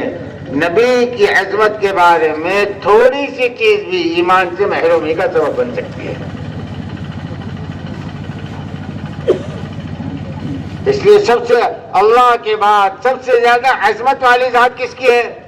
جناب رسول اللہ صلی اللہ علیہ وسلم. آپ سے بڑھ کر عظمت والی ذات کسی کے نہیں. اس لیے چونکہ آپ سب سے زیادہ عظمت والے ہیں، اس لیے پوری کائنات میں سب سے زیادہ ادب کے لائق آپ کی ذات ہے. کتنا ادب کہ حضرت ابو بکر حضرت عمر حضور پاک صلی اللہ علیہ وسلم کے پاس بیٹھے ہیں، آپس میں بات کرتے کرتے کسی چیز پر دونوں کی آواز تھوڑی بلند ہو گئی، تھوڑی سی بلند. بس اتنا ہی ہوا کہ حضرت جبرائیل آئے. صرف اتنا ہوا اور حضرت جبرائیل آئے کہ ایمان والو اپنی آواز کو نبی کی آواز سے بلند نہ کرو. لا ترفعوا اصواتکم فوق صوت النبی. کیسے تم نے آواز بلند کر دی؟ اگر تمہاری آواز نبی کی آواز سے بڑھ گئی تو تمہارے پچھلے جتنے زمانے سب غارت ہو جائیں گے، کچھ باقی نہیں رہے گا. یہ ہمارے نبی کا ادب ہے کہ قابل احترام اور قابل ادب ہمارا نبی ہے. اور حضور پاک صلی اللہ علیہ وسلم کا حق یہ ہے کہ آپ کی اطاعت کی جائے, ہر بات آپ کی مانی جائے, چاہے سمجھ میں آئے یا نہ آئے. اللہ کہہ رہے لو اور چھوڑ دو, ما اتاکم الرسول فخذوہ وما نہاکم عنہ فانتہوا. جو ہمارے نبی دے لو اور جس سے جو ہمارے نبی چھوڑنے کے لیے کہہ دے چھوڑ دو.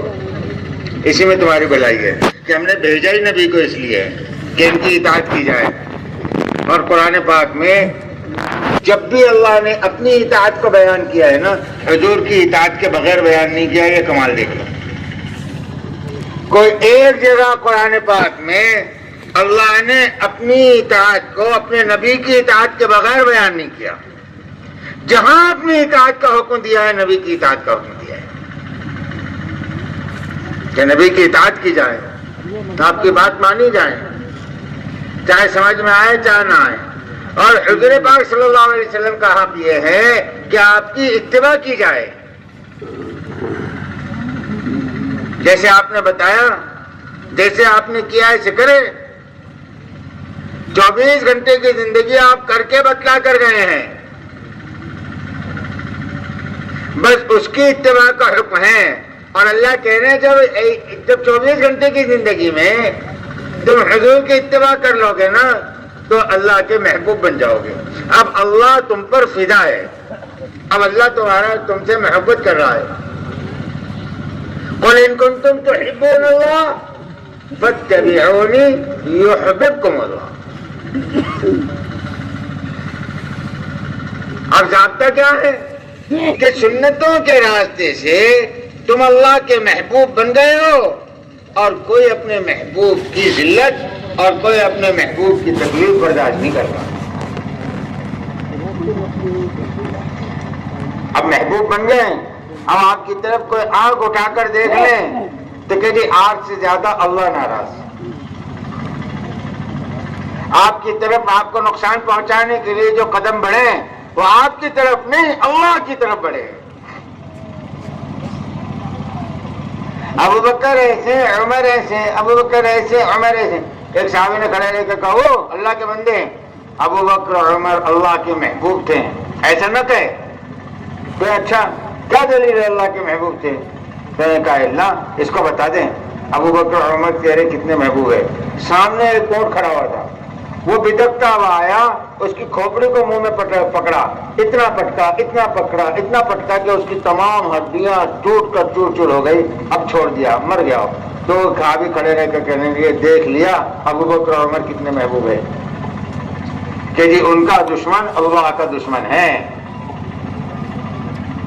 جب محمدی بن جائیں گے نا تو پھر ہم اللہ کے دوست ہیں, اور دوست کا دشمن اپنا ہی دشمن ہوتا ہے. ہاں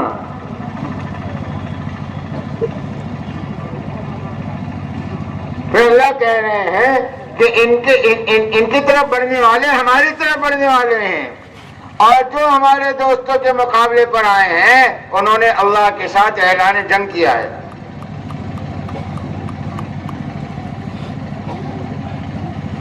اور جو اس رخ سے چلے نا حضور کی اطاعت اور اتباع میں اپنی پوری زندگی کو ڈال دے تو اللہ فرمانے اولئک حزب اللہ.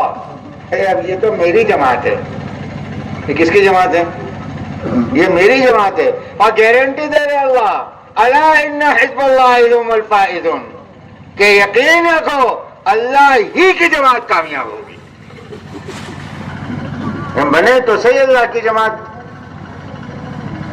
اس لیے آپ کی اطاعت اور آپ کی اتباع یہ حق ہے حضور پاک صلی اللہ علیہ وسلم کا کہ آپ اگر حضور کی اطاعت نہیں کی گئی تو یہ حق تلفی ہے حضور کی, اگر آپ کی اتباع نہیں کی گئی تو یہ حق تلفی ہے آپ کی. یہ ظلم ہے حضور پاک صلی اللہ علیہ وسلم اور آپ کی شریعت کے ساتھ. اور پھر اتباع میں کہ جی حضور پاک صلی اللہ علیہ وسلم نے آپ کا غم، آپ کا رونا، آپ کی محنت، آپ کی کڑن، تمام چیز کیا تھی؟ اس کا اپنے آپ کو تابع کرنا، جیسے سارے صحابہ نے تابع کر دیا تھا کہ جی ہم حضور کو اپنا نبی مانتے ہیں، حضور کی ماننی بھی ہے، آپ کی اتباع بھی کرنی ہے، آپ چاہتے کیا ہے؟ تو بچے ایک ہی درد، ایک ہی قرآن، ایک ہی فکر، اے اللہ میرا لایا ہوا دین اپنی حقیقت کے ساتھ امت میں زندہ ہو جائے۔ یہ حضور کی قرآن، یہ حضور کا فکر، اور یہ تمام صحابہ کی قرآن اور فکر بن گیا۔ آج ہم تمام سنت، اس کو سنت ہی نہیں سمجھ، پہلا سب سے بڑا مسئلہ یہ میرے بھائیوں کہ ہم اس کو سنت ہی نہیں سمجھ رہے ہیں۔ انسانیت کا درد و غم اپنے اندر لینا، انسانیت کے لیے کڑنا، انسانیت کے لیے تڑپنا، انسانیت کی بھلائی کی اور آخرت کے لیے اپنی جان اور مال لگانا، ہم اس کو سنت ہی نہیں سمجھ رہے ہیں۔ تمام سنتوں کو سنت سمجھ رہے ہیں، اور یہ سنت کبریٰ ہے، سب سے بڑی سنت ہے، پوری زندگی آپ صلی اللہ علیہ وسلم نے اسی پر لگائی۔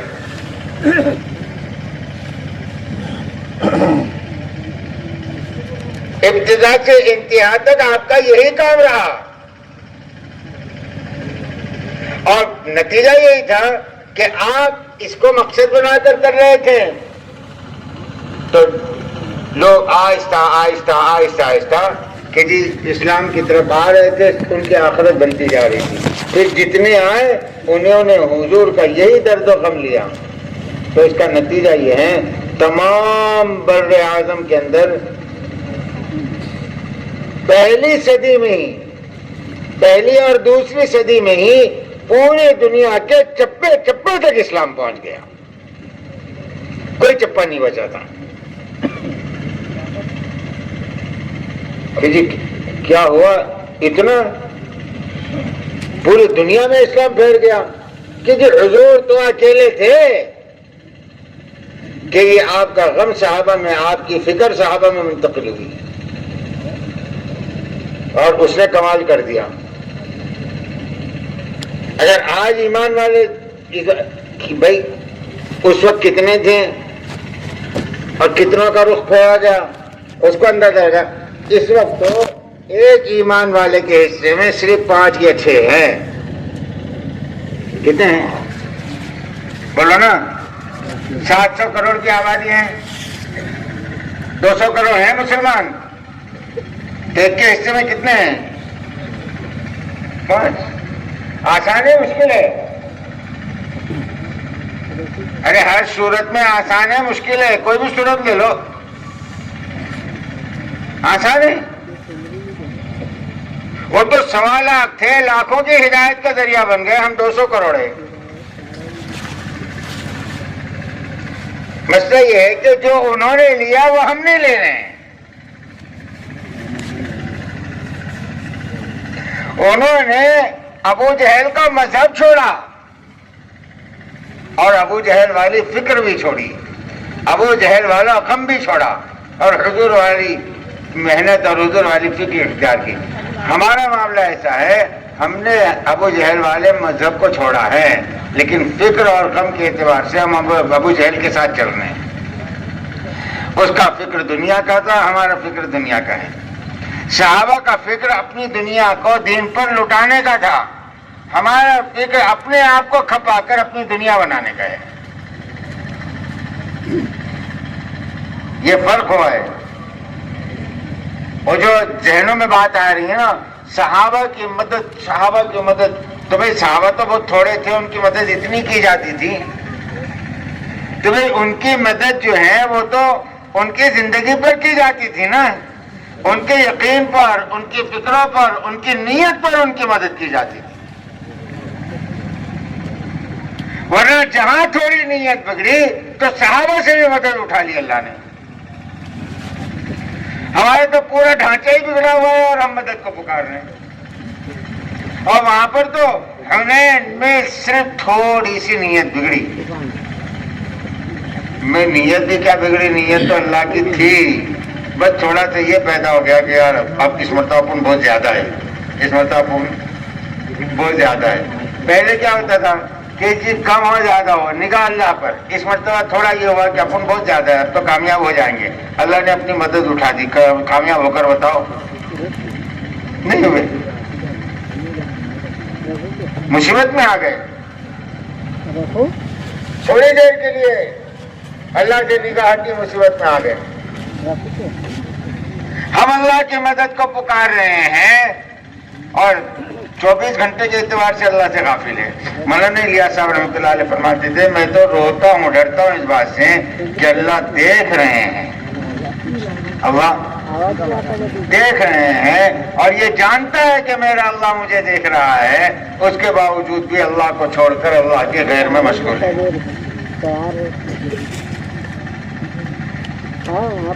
الیاس صاحب رحمۃ اللہ علیہ فرماتے تھے یہ اللہ کا حلم ہے, یہ اللہ کا حلم ہے کہ سب کچھ میں کر رہا ہوں بندے, اور میں دیکھ رہا ہوں تو میرے غیر میں مشغول ہے مجھ کو چھوڑ کر.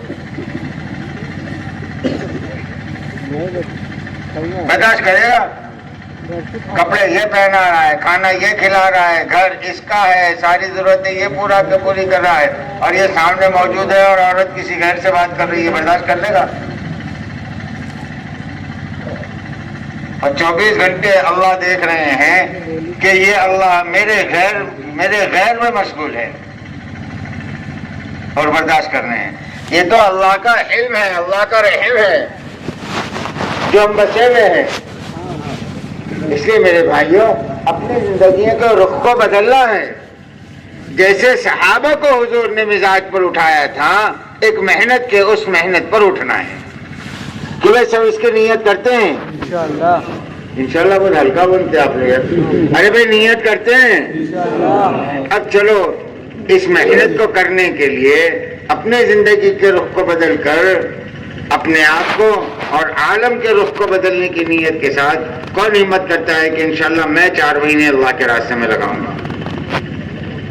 فرما بھائی.